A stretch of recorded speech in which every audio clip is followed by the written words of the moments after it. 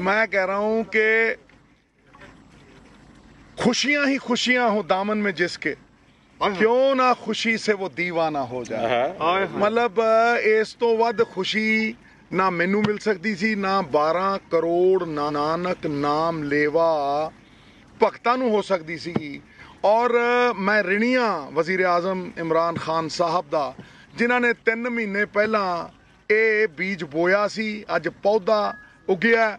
जिवें नवां सृजन, नवीं उमंग, नवीं तरंग दे नाल नवीं सवेर उदय हुंदी है, उसे तरह पुराने दौर चों 3 महीने पहला मैं आया सा, करदा याद मैं बीतिया दौर आया।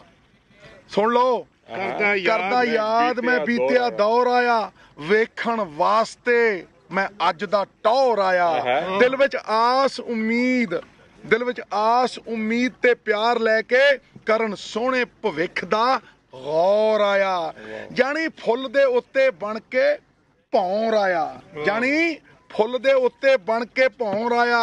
अज एदी जियारत मैं करन खातर सोहणे यारां दे शहर लाहौर आया। मित्र प्यारिओ, सोहणे यारां दे शहर अज लाहौर आया। और अपने यार दा शुकराना करदा, जिहड़ा यार ना देखे ऐबां नू, जिहड़ा यार ना देखे ऐबां नू, ओ यार मुबारक हुंदा है। जिस प्यार च भोरा गर्ज नहीं, वो प्यार मुबारक हुंदा है। ओ की लैना है उच्चे महलां तो, की देना है शिखर मनारा ने, जिस दर ते झोली भर जाए वो बाबे दा द्वार मुबारक हुंदा है, वो द्वार मुबारक हुंदा है। मैं फिर सारे हिंदुस्तान दी गवर्नमेंट, पाकिस्तान दे वज़ीर आज़म, हर उस अफसर दा मैं धन्नवाद करदा। 71 सालां दी उड़ीक, 71 सालां दी वेट अज इस लांघे दे रूप दे विच असंख्य संभावनावां, किन्नियां ही संभावनावां लैके आई है।